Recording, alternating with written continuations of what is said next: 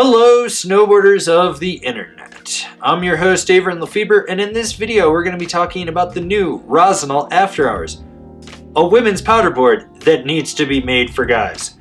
That's right, in a first, I rode a women's board instead of Kevin and did a review on it.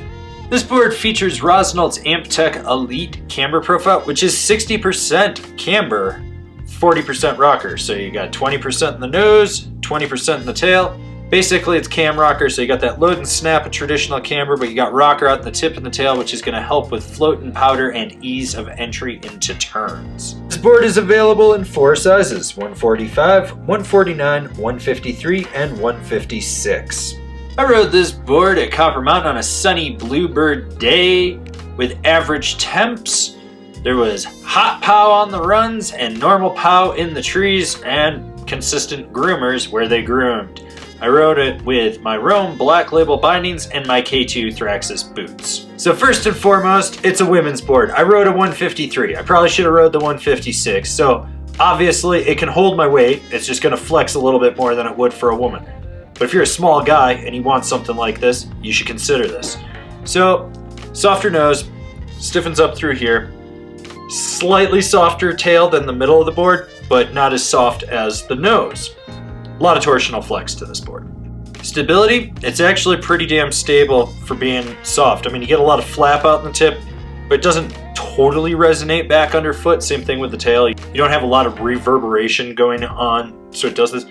Now, don't expect this board to plow through chunder. That nose is going to flap back and fold a little bit, but when you hit right in front of the inserts, that's where it stiffens up enough and you're going to be able to just not wash out. This is a board that bends and flexes with every contour, as it should, because it's designed for a woman, and I'm probably like 60 pounds heavier than the woman that would ride this. Doesn't matter. Love this thing. Yeah. Not the most stable thing. Pretty lively. Still fun.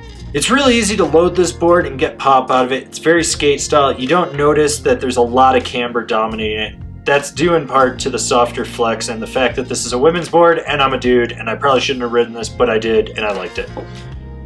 What? Rossignol, you gonna make one of these for me or what? Come on, get your shit together. When it comes to buttering, you got rocker in the nose and the tail, and it's softer flexing. You're gonna be able to swivel and sizzle on this thing. What you gotta watch out for is the pointy tip in the tail. Sometimes they catch depending on what kind of snow you're in and will spin you around. With that said, you can still butter till your heart's content. Hell, you can go jib with this thing. If you're cutting through the park, it's a powder park day, you're going in there, you wanna hit a rail, go for it. It's not what this board is for. It'll get the job done. Maybe you're in the trees, you see a log jib you want to hit, go for it. Don't worry about it. It hugs between the feet when you get on a feature. You just notice that it cradles right around it. You can really press on the nose and the tail. If you're a guy riding this and you're a little heavier like I am, just be aware you might fold the tip if you really press into it. That's not, that. Ladies, you'll be fine.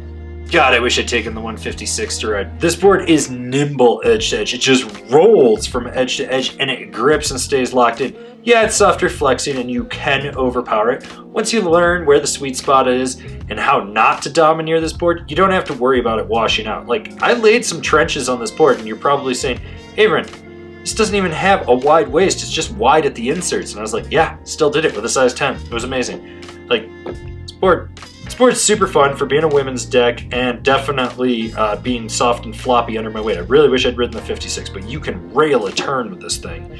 Like, if you really want to, you can rail a turn. Who's this board for? The woman that's an all-mountain powder free rider that's charging everywhere. I mean, or a really small guy that wants something like this, or me. I really want one. Rossignol, can we make this happen, please?